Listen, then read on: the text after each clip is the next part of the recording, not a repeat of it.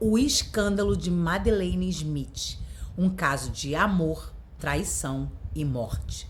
Eu sou Isabelle Valadares para histórias, crimes e outras bobagens.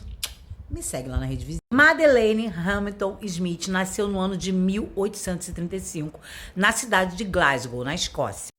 Quando ela tinha cerca de 20 anos de idade, ela acaba conhecendo ali nas ruas de Glasgow um descendente de franceses, um rapaz chamado Émile Langueguier.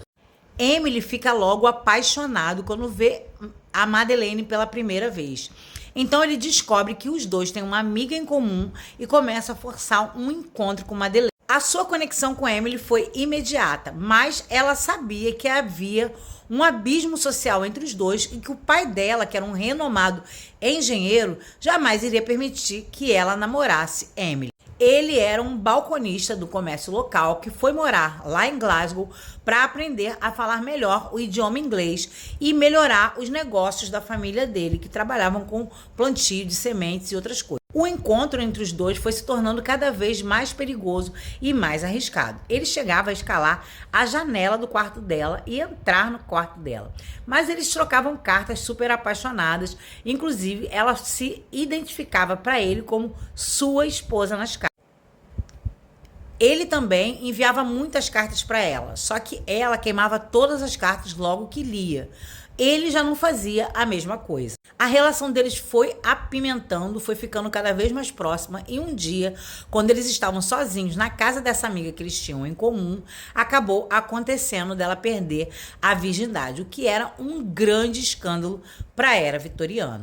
Seu pai começou a desconfiar do comportamento de Madeleine, que ela estava assim muito no ar, muito sem foco. Então ele começa a perseguir para tentar descobrir o que está acontecendo com a filha e descobre desse affair, desse namorico dela com o Emily e proíbe terminantemente, arranjando logo um noivo para Madeleine. O noivo era o William Minorque e era um comerciante muito bem sucedido.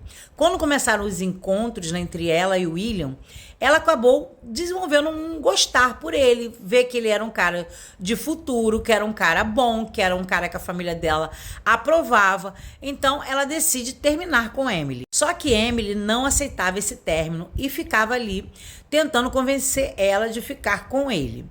E ela pede a ele que entregue a ela as cartas que ela mandou para ele, porque ela ia continuar com ele, mas que ela precisava daquelas cartas.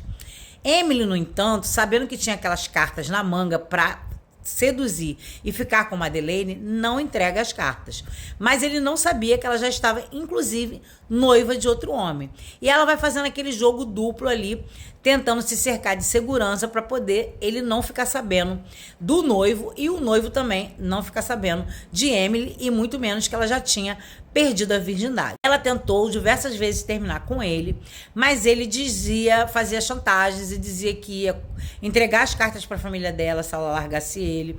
E ela ficou ali nesse jogo sem conseguir sair. Ele anotava todos os encontros e todos os detalhes desse encontro, né, no seu diário. Inclusive, ele chegou a comentar com essa amiga que eles tinham em comum que ele sentia dores de estômago todas as vezes que ele saía da casa de Madeleine, que ele tomava um café com ela ou tomava um chocolate. Ela começou a se encontrar com ele em casa, escondida, com a ajuda da empregada. Desde o primeiro encontro até o ano de 1857, 2 anos já haviam se passado. Madeleine, então, vai na farmácia e deixa lá registrado, quando você ia comprar arsênico, né, que é um veneno, você tinha que deixar lá registrado a sua compra.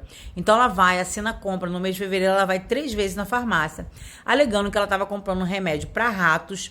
E na última vez que ela ia fazer um produto de beleza, que era muito usado também, uma pequena quantidade de arsênico para fazer cremes e maquiagem, inclusive. No dia 21 de fevereiro, o casal se encontra novamente e ele se queixa com ela de dores estomacais e fala também com a amiga. E a amiga fala assim, você tem que ver essas dores. Ele falou assim, eu acho que a Madeleine tá me me envenenando, que é a única maneira dela se livrar de mim, meio que num tom de brincadeira. No dia 19 de março, ele então faz uma viagem que iria ser para durar 10 dias, mas 2 dias depois ele volta. A concierge, que toma conta lá de onde ele morava, pergunta para ele o que está acontecendo. Era uma pensão, tinham vários homens solteiros que moravam, e ele fala que ele recebeu uma carta e teve que voltar. Naquele mesmo dia, 23 de março, a concierge começa a ouvir barulhos no corredor, gemidos, e ela vai se levantar para ver o que é. Chega lá, encontra Emily se contorcendo todo de dor, e ela vai chamar um médico, e esse médico só vem às 7 da manhã. Isso era de madrugada. Ele passou a noite toda gemendo, sentindo muitas dores. De manhã, o médico vê a situação do rapaz, dá um remédio para que ele melhore e fala que às 11 da manhã vai voltar. Isso era 7 da manhã. Quando ele volta às 11 da manhã, ela fala, acho que já tá tudo ok, porque ele tá quietinho lá, não reclamou de mais de dor, acho que deu tudo certo. Quando o médico entra, ele percebe que Emily está morta. Logo a polícia é chamada, porque a causa de morte foi muito esquisita. Então eles vão e encontram uma carta de Madeleine Smith no bolso de Emily. Não apenas aquela carta, mas todas as outras cartas. A autópsia confirmou uma grande quantidade de arsênico. Quando William soube da história, foi até a casa de Madeleine para saber o que tinha acontecido com a sua noiva de ter feito aquilo ali. Chegando lá, ele descobre que ela já tinha fugido, metido o pé para a casa de campo da família. Logo, ela se tornou a principal suspeita e foi detida pela polícia. Madeleine falava muito pouco, mostrava sensibilidade ao caso, mas não dizia nem que sim, nem que não. Ela foi presa no final de março, no dia 31, que seria o dia em que Emily estaria voltando de viagem. Ela foi presa e foi levada a julgamento 3 meses depois. O tribunal ficou lotado, todas as cartas foram expostas e as cartas tinham um conteúdo erótico dela com Emily.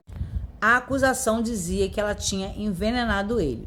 A defesa dizia que ele podia ter se suicidado mediante ao fato de não poder se casar com a sua amada. Havia muitas informações no diário dele, mas o diário dele não foi utilizado como prova. Mas as cartas dela foram utilizadas como prova e mostravam que ele realmente estava fazendo uma chantagem com ela. A defesa ainda questionou. É claro que se ela quisesse matá-lo, ela não ia comprar na farmácia um veneno e registrar o nome dela. Ela é uma mulher inteligente, uma mulher que tem estudos, então ela não faria uma burrice dessa. Ela poderia mandar qualquer pessoa ir lá comprar para ela e essa pessoa sairia sem ter culpa de nada e ela sairia limpa. E trouxeram várias testemunhas de que ele já tinha tentado o suicídio antes. Após 9 dias de julgamento, o veredicto do juiz foi de não provado, um conceito que é exclusivo da justiça escocesa. A decisão revoltou grande parte da população que acompanhava o processo e queria ver Madeleine na forca.